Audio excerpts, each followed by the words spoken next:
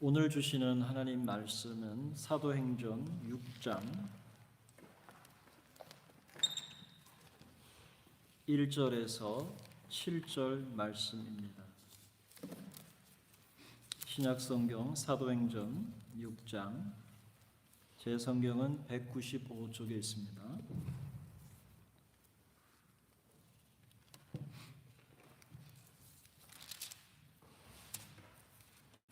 1절에서 7절 말씀 우리 한 절씩 교독하겠습니다.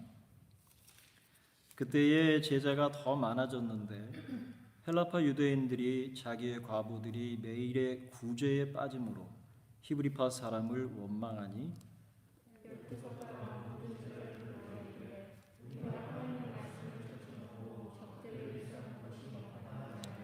형제들아, 너희 가운데에서 성령과 지혜가 충만하여 칭찬받는 사람 7을 택하라. 우리가 이 일을 그들에게 맡기고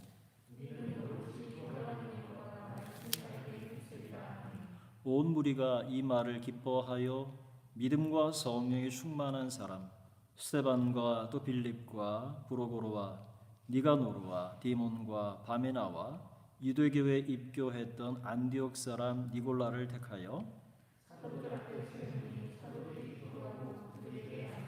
함께 하겠습니다. 하나님의 말씀이 점점 왕성하여 예루살렘에 있는 제자의 수가 더 심히 많아지고 허다한 제사장의 무리도 이 도에 복종하니라. 아멘. 오늘은 저희들이 특별히 재직 헌신 예배로 드리고 있습니다. 우리 하나님 앞에 칭찬 듣는 교회 일꾼이라는 말씀의 제목으로 이 시간 함께 은혜를 나누겠습니다. 여러분, 재직이라는 말, 재직이란 교회의 직분자들을 일컫는 말입니다. 이 재직은 정회원과 또는 부회원으로 나누게 되는데요. 정회원은 시무 목사, 그리고 장로, 집사, 권사를 말하고, 임시회원은 부목사, 전도사, 그리고 서리집사, 준목, 은퇴 장로 이렇게 구성이 됩니다. 물론 우리 스톡홀름 한인교회는 좀 다르죠. 그러나 보통 이렇게 재직회가 구성이 됩니다. 교회라고 하는 것은 예수 그리스도께서 자신의 몸을 찢어서 그 피로 값을 주고 대속하신 하나님의 자녀들이 모인 공동체를 말합니다. 예수 그리스도를 구주로 고백하고 또 영접한 마음으로 믿는 그러한 믿는 자들의 공동체를 교회라고 말하죠. 여러분, 교회에는 눈에 보이는 교회가 있고 또 눈에 보이지 않는 교회가 있습니다. 두 가지로 구분됩니다. 눈에 보이는 교회는 이 땅의 교회입니다. 모든 민족과 그리고 도시마다 또 마을마다 세워져 있는 그렇게 볼 수 있는 가시적 교회라 그래서 그런 교회를 의미하고, 또 하나는 보이지 않는 교회가 있습니다. 그것은 이 땅의 교회가 아니라 천상의 교회입니다. 하늘에 있는 교회, 히브리서 13장에 나오는 말씀처럼 하늘에 총회가 있는 그 교회, 보이지 않는 불가시적 교회라고 이렇게 정의를 합니다. 땅의 교회에는 하나님께서 그 교회를 위해 부르신 담임 목사나 목회자가 있습니다. 그리고 교회에는 아주 중요한 5가지 중대한 사명이 있습니다.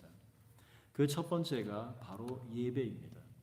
중생한 그리스도인이 함께 모여서 하나님을 예배하는 것, 예배 공동체가 가장 중요합니다. 거기는 세례와 성찬이 모두 포함이 됩니다. 두 번째는 전도입니다. 하나님의 복음의 말씀, 생명의 구원의 말씀을 우리 이웃들에게, 믿지 않는 이들에게 전도해서 그들의 영혼을 구원하는 캐리그마라고 하는 전도입니다. 세 번째는 교회 일을 맡아서 섬기는 봉사입니다. 이것을 디아코니아라고 하는데, 그래서 집사를 헬라어 말로 디아콘이라고 말합니다. 그래서 이렇게 봉사하는 것을 중요한 사명으로 생각합니다. 그리고 네 번째는 디다케라고 해서 교육입니다. 교회는 하나님의 말씀을 가지고 우리 어린 자녀들에게 엔젤스나 유치부나 유초등부, 중고등부, 청년부 이렇게까지 하나님의 말씀을 통해서 교육을 합니다. 모든 성도 그리고 모든 하나님의 자녀들을 다음 세대에게 진리의 말씀을 가르치는 일을 말합니다. 그리고 마지막 다섯 번째는 친교입니다. 이것을 코이노니아라고 말을 하죠. 그래서 친교는 하나님의 말씀을 배운 그 진리를 가지고 공동체 안에서 성도 간에 서로 실행하는 그 나눔의 현장을 코이노니아라고 말을 합니다. 이렇게 교회에는 다섯 가지의 중요한 사명이 있습니다. 여러분, 이 땅의 교회는 하나님이 세우셨기 때문에 하나님의 뜻이 이루어지는 곳입니다. 만약에 인간의 뜻이 이루어지는 순간 그 교회는 교회의 기능을 상실합니다. 그리고 하나님의 뜻에 반해서 결국 계시록에 있는 소아시아 7교회에 그 중에 5교회가 책망을 받은 것처럼 그 교회는 하나님 앞에 마지막에 책망을 받게 됩니다. 따라서 교회는 하나님의 뜻을 잘 알고 그리고 그 뜻에 순종해서 하나님의 뜻을 이루어 드림으로 말미암아 하나님 앞에 칭찬과 또 사람에게 칭찬과 상급을 얻게 됩니다. 성경은 자신의 직분을 잘 감당하는 그 직분자에게 합당한 상급을 주시겠다고 약속하셨습니다. 디모데전서 3장 13절의 말씀에 보면 집사의 직분을 잘한 자들은 아름다운 지위와 그리스도 예수 안에 있는 믿음의 큰 담력을 얻는다라고 말했습니다. 또한 그 사명을 완수한 직분자들에게는 의의 면류관을 하나님께서 주신다. 그래서 디모데후서 4장 8절에 내게 의의 면류관이 예비되었다라는 표현을 바울이 하고 있습니다.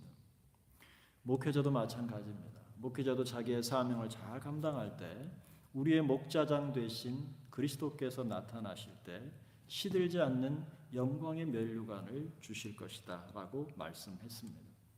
여러분, 서문화 교회에 약속하신 네가 죽도록 충성하라 그리하면 내가 생명의 면류관을 너에게 주리라 하신 말씀대로 그 생명의 면류관 또한 우리는 얻게 될 것입니다.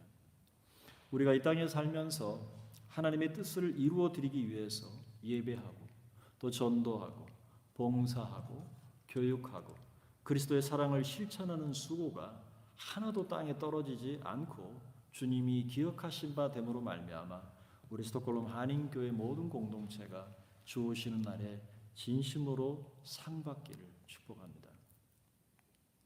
여러분, 어떤 일꾼이 칭찬 듣는 일꾼들일까 하는 것이죠. 여러분, 칭찬이라고 하는 말은 상대방이 그냥 귀에 듣기 좋은 말을 해주는 것이 칭찬이 아닙니다. 여러분, 식당에 갔는데 벽에 걸려 있는 그림 혹은 실내 장식을 보면서 와, 정말 잘 꾸며 놓으셨나요? 이렇게 말하면 듣기는 좋은 말이지만 진짜 칭찬이 아닙니다. 진짜 칭찬은 뭡니까? 음식이 굉장히 맛있네요. 제가 김치찌개를 먹었는데 정말 김치찌개가 맛있습니다. 이게 진짜 칭찬이죠. 아무리 잘 꾸며 놓아도 음식의 맛이 없으면 그 가게는 문 닫아야 합니다. 교회도 칭찬을 받으려면 교회로서 들어야 할 이야기로 칭찬받아야 됩니다. 이 교회는 정말 조용하고 아늑합니다. 정말 공간이 너무 아름답습니다. 교회에 오시는 분들이 하나같이 다 멋쟁이십니다. 그 찬양팀 연주를 정말 기가 막히게 잘하네요. 이것은 교회의 본질을 칭찬하는 것이 아닙니다.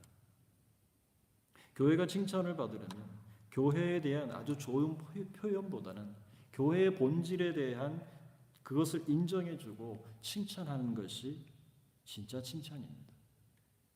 성도들의 마음에 정말 사랑이 넘칩니다. 정말 은혜가 넘치고 만나보니까 어떻게 그렇게 지혜가 많은지 모르겠습니다. 하나님의 말씀이 증거가 되고 그 말씀을 따라서 정말 살아가는 성도들을 보니까 정말 살아있는 공동체 같습니다. 이런 칭찬이 제대로 칭찬받는 것입니다. 여러분, 사람이 내게 무조건 좋은 말 해준다고 칭찬이라고 생각하시면 안 됩니다. 원래 목적대로 잘 이루어지고 하나님의 뜻이 잘 드러나고 있다고 인정해 주는 것이 칭찬입니다. 사람들이 뭘 잘한다, 열정이 있다, 이것보다 믿음으로 행하고 있다는 사실에 대해서 칭찬이 있어야 그 열심과 열정도 아름다운 것이죠. 오늘 본문 1절에 보면 그때의 제자가 더 많아졌다 그랬습니다.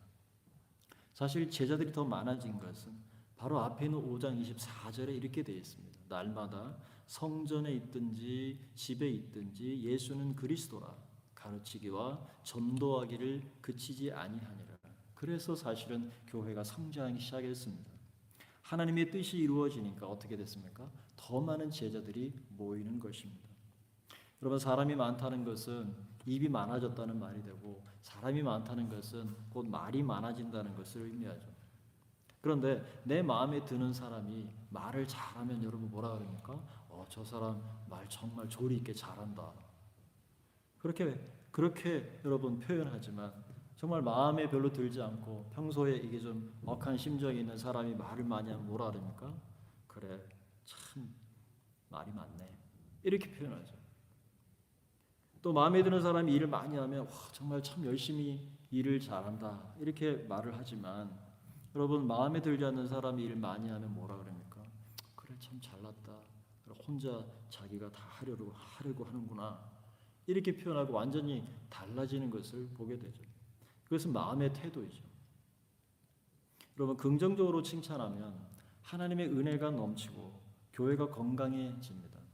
그런데 부정적이 되면 그때부터 오늘 본문에 있는 것처럼 원망이 일어나기 시작합니다. 원망과 불평이 일어납니다. 일꾼은 하나님께서 내게 맡겨주신 그 위치에서 본질에 충성하는 겁니다. 본연의 사명에 충성할 때 여러분, 교회가 어떻게 됩니까? 칭찬받는 교회로 바뀌게 됩니다. 사도들이 오로지 기도하는 일과 말씀에 전념하니까 칭찬받는 교회가 됩니다. 여러분, 많은 분이 뭐든지 열심히만 하면 참 잘한다고 생각합니다. 각자가 맡은 일을 하는 것이 잘하는 것이죠. 사람이 열심히 달려가기만 한다면 생각해 보시기 바랍니다. 향방이 없습니다. 목표가 없습니다. 그냥 무조건 열심히만 달려갑니다. 그거는 잘 달리는 게 아니죠. 분명한 향방과 목표를 설정하고 달려야 그 열정도 아름다운 법입니다. 초대교회는 어떤 칭찬받는 사람들을 세웠길래 그들에게 정말 칭찬이 넘쳐나게 되었을까? 교회는 성령께서 다스리십니다.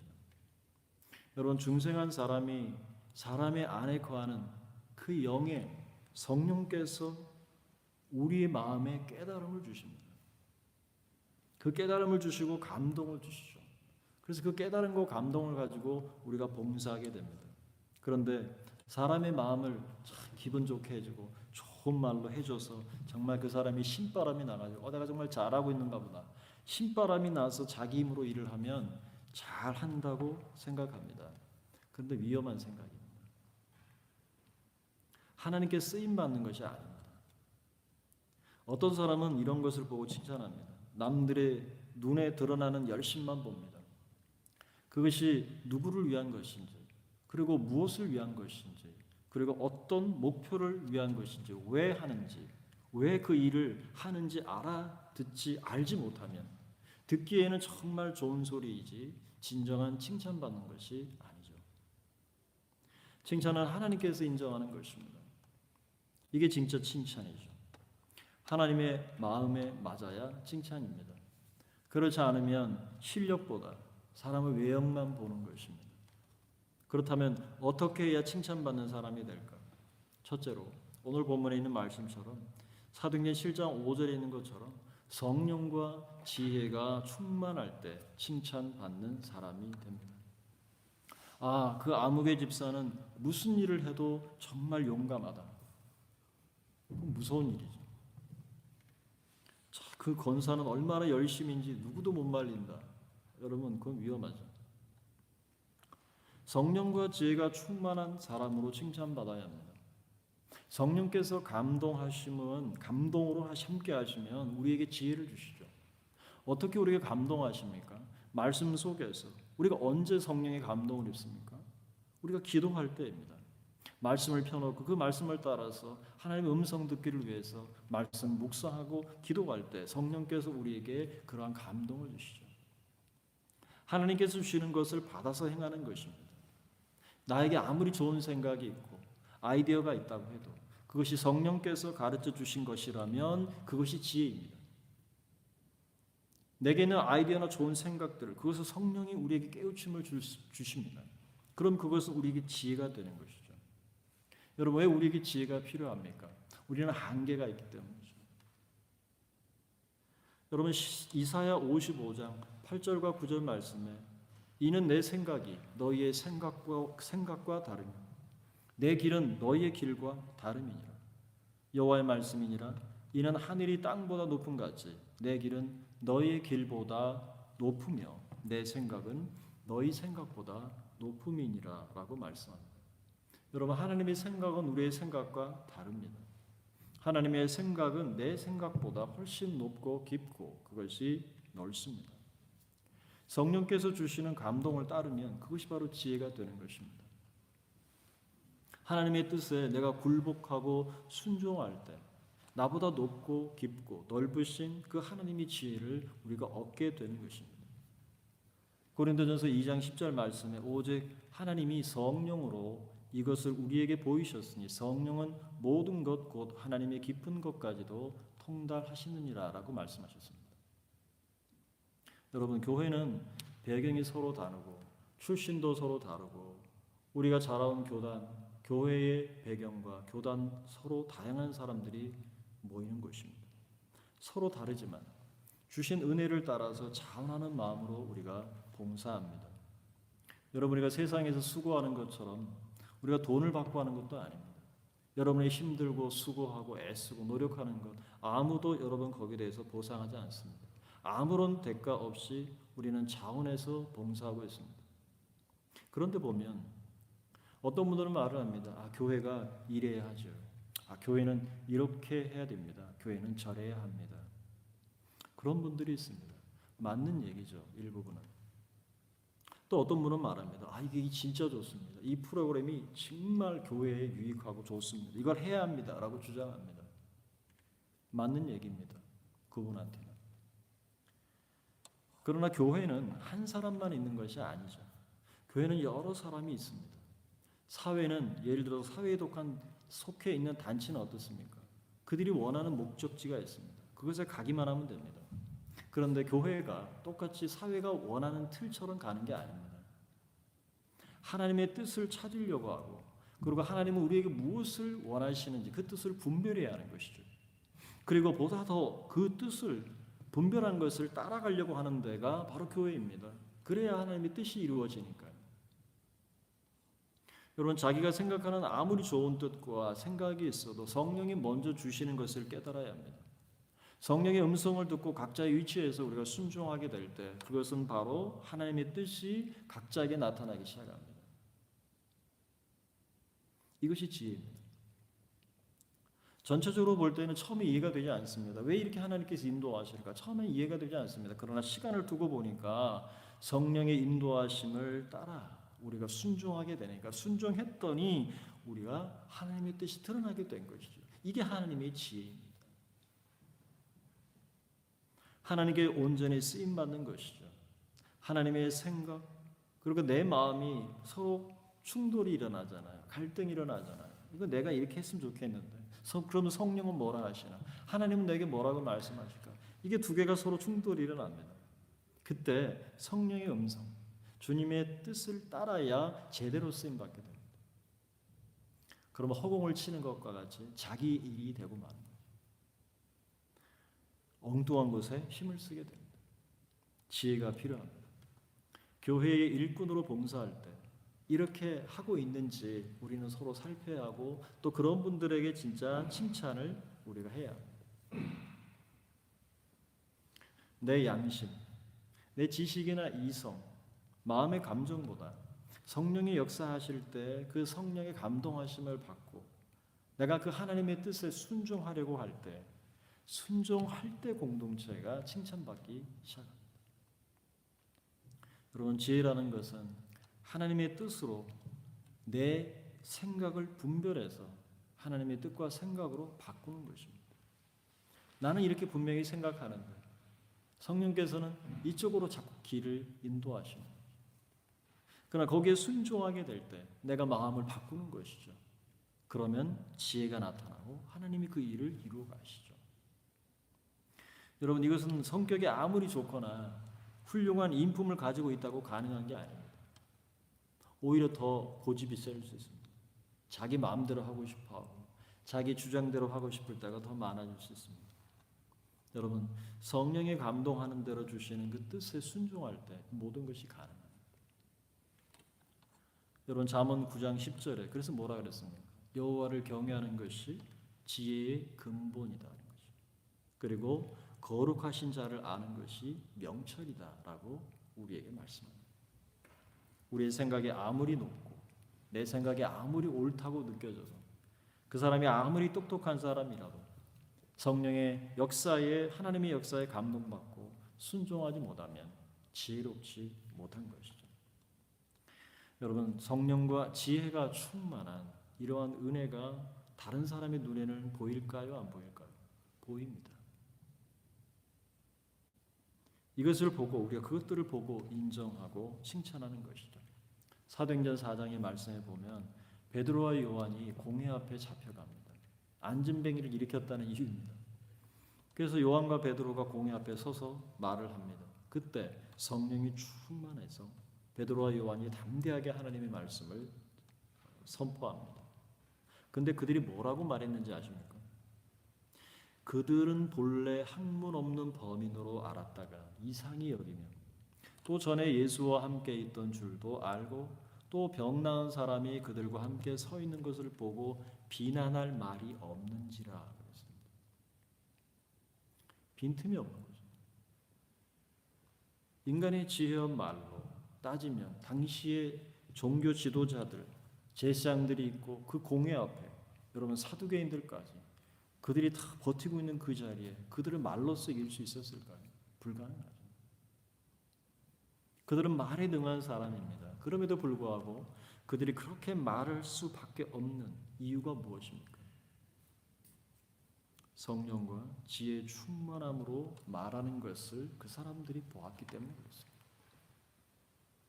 학문 없는 무식한 어부로 생각했는데 말을 들어보니까 말이 너무너무 맞는 말이죠. 만약 베드로와 요한이 자신의 지혜로 말을 했거나 자신들의 생각을 말했다면 그게 가능했을까요? 불가능합니다. 하나님의 지혜가 오니까 사람들이 볼 때 그 지혜를 보면서 아, 이건 저들의 지혜가 혹은 저들의 능력이 아니라 뭔가 특별한 것이 있구나라고 생각하는 겁니다. 그들이 볼 때 뭔지는 모르겠지만 어떤 힘이 우리 믿는 자에게는 성령께서 역사하신다는 사실을 다 알게 된 것입니다. 그럴 때에 사람들에게 칭찬을 받는 것입니다. 이러한 성령과 지혜로 칭찬받는 그런 모든 일꾼들이 될 수 있기를 진심으로 바랍니다. 두 번째는 성령과 믿음이 충만한 사람이 칭찬받습니다. 성령과 믿음이 충만해야 칭찬을 받습니다. 여러분, 지혜가 충만한 사람은 성령의 감동하심에 자신의 마음을 변화시키는 것이지만 믿음이 충만하다고 하는 것은 뭐냐면 자신의 행동을 변화시킵니다.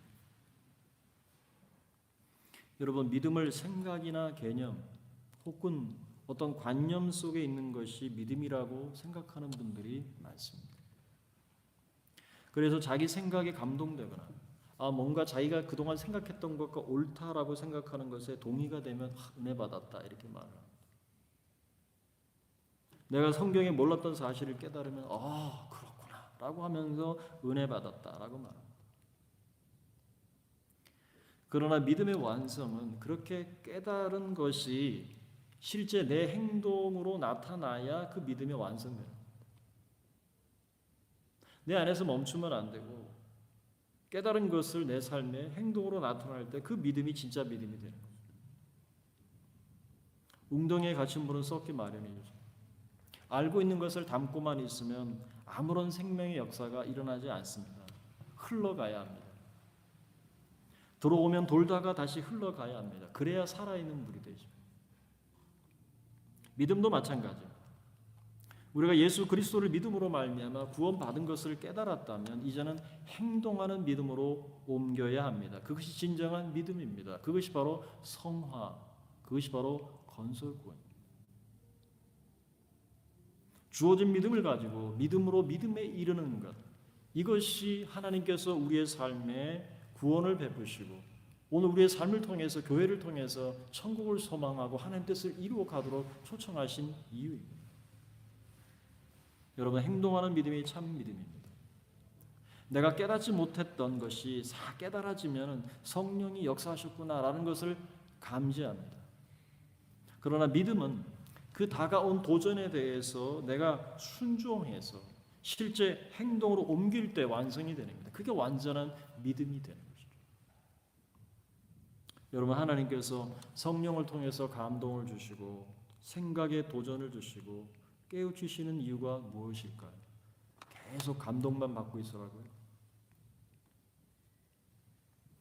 그 감동을 통해서 생각을 바꿨다면 그 생각을 바꿔서 우리가 하려는 내가 하려고 하는 일보다 하나님이 뜻하신 일을 우리를 통해서 현실화시키는 겁니다. 그래서 하나님께서 우리에게 자꾸 감동을 주시고 지혜를 주시는 거죠. 여기만 멈추지 말고 그것을 우리를 통해서 행동하라고, 그 현실에 나타날 수 있도록 하라고. 은혜 받았다고 하는데 자기가 하고 싶은 일을 해버리면 그 사람은 믿음으로 행하는 사람이 아니죠. 올해 우리가 성령과 믿음이 충만한 사람, 스톡홀름 한인교회에 우리 서리 집사들을 임명했습니다. 그럼 어떻게 봉사해야 합니까? 자기 생각이 있고 그리고 자기의 색깔이 분명하다 할지라도 그것이 하나님이 하시려는 일을 알아듣고 그것을 행동으로 순종해서 우리가 봉사하는 것입니다. 하나님은 성령을 통해서 깨우치시고 감동을 주시고 그래서 하나님의 마음으로 일하시기를 원하시는 것이죠. 여러분, 구약 성경에 보면 삼손이라는 인물을 잘 아시죠? 그 삼손은 여러분 모든 사람이 다 알아주는 힘을 갖고 있었습니다. 하나님의 백성이든 그 믿지 않는 이방 사람이든 할 것 없이 모두가 다 알고 있는 힘의 사람. 사무엘상 15장에 보면 당나귀의 턱뼈를 가지고 1000명과 싸워서 이길 정도로 삼손은 대단한 괴력의 사나이였습니다. 사자도 찢을 만큼 힘이 있었습니다. 그런데 하나님의 성령의 감동이 되어서 하나님께 쓰임 받으면 하나님의 일을 크게 하는 것이죠.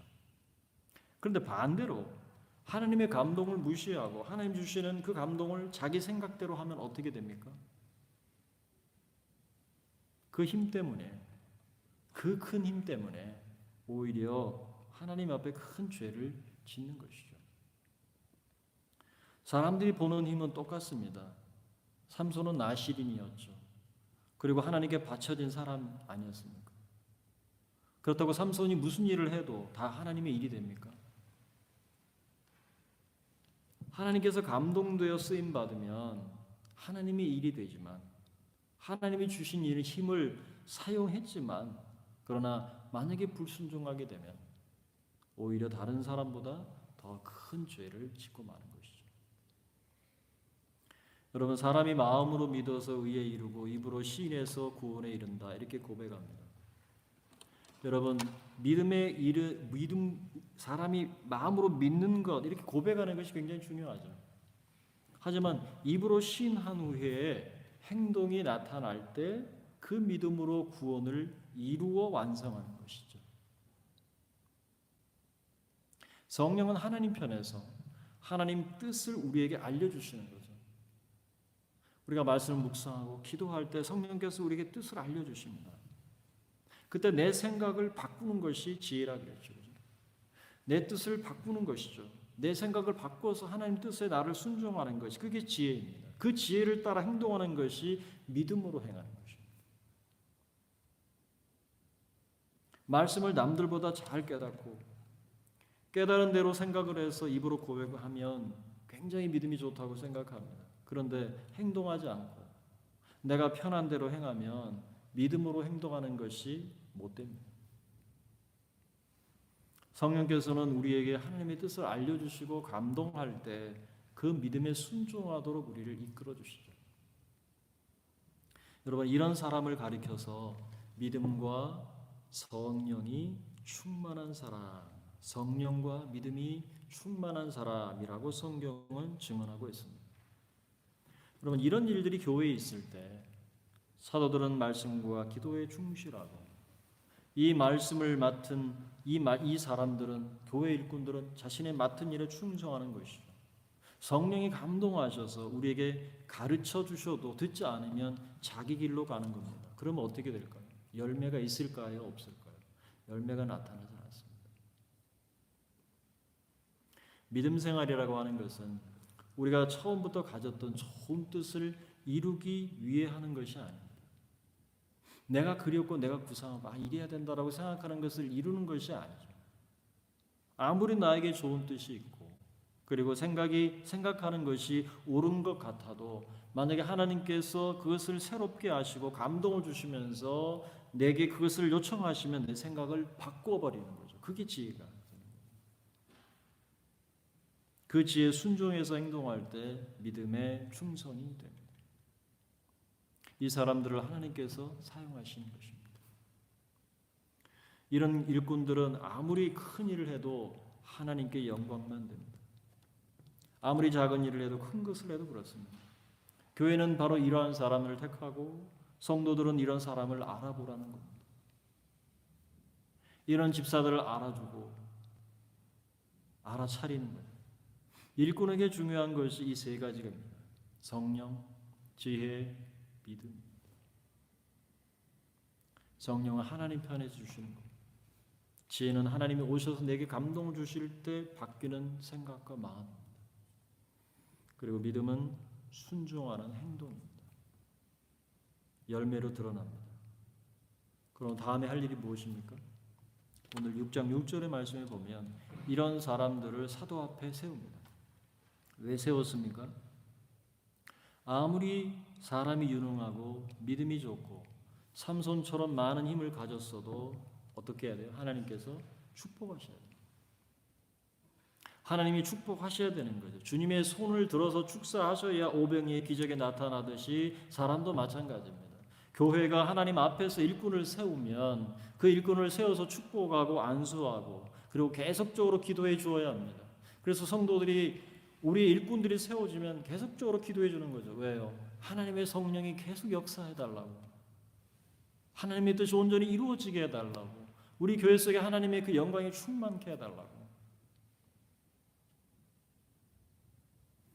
이렇게 해서 세워지는 사람들은 아무리 작은 일이라도 주님 일이면 자기 목숨을 바칩니다. 왜 그렇습니까? 내 것, 내 힘이 아니기 때문에 그렇습니다.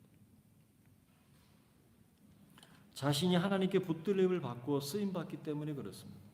하나님께 쓰임받는 사람의 특징은 큰 일을 맡거나 그것이 사람들 눈에 보여도 보이지 않든 보이든 보이지 않든 사람들 눈에 보일 만한 일을 맡는 게 아닙니다. 사람들이 보지 않아도 알아주지 않아도 자신의 자리에서 맡은 일을 아주 묵묵하게 충성해 나가는 것입니다. 이번에 전염병 사태에서 우리 교회가 사실은 성도 우리 집사님들이 크게 하실 일이 많이 없어졌죠. 봉사하고 싶어도 할 수 없는 상황입니다. 그러나 각자의 자리에서 하나님이 나를 부르신 그 부름 앞에서 하나님의 뜻을 생각하고 그 하나님의 뜻에 순종하고 각자의 맡은 자리에서 남이 보든 보지 않든 하나님 앞에서 자신의 그 부르심 앞에 충성하는 것, 그것이 바로 하나님의 사람이고 칭찬받는 사람의 특징이죠. 누가복음 16장 10절의 말씀에 보면 지극히 작은 것에 충성된 자는 큰 것에도 충성되고 지극히 작은 것에 불의한 자는 큰 것도 불의하니라 라고 말씀했습니다. 여러분, 이제 말씀을 맺겠습니다. 하나님의 교회는 하나님의 뜻을 실현하는 현장입니다. 내 뜻이 아닙니다. 목회자의 뜻도 아닙니다. 하나님의 뜻이 온전히 이루어지는 것입니다. 교회 사람들이 많아지면서 서로 충돌하는 상충하는 일도 발생하기 마련입니다. 서로 다른 배경 그리고 다른 신앙의 차이 때문입니다. 하지만 정말 칭찬받는 교회는 칭찬받는 일꾼들이 많아질 때에 하나님의 영광이 드러나게 됩니다. 어떻게 칭찬받는 사람이 될 수 있습니까? 성령과 지혜가 충만해야 합니다. 지혜는 성령을 통해서 우리에게 주시는 은혜입니다.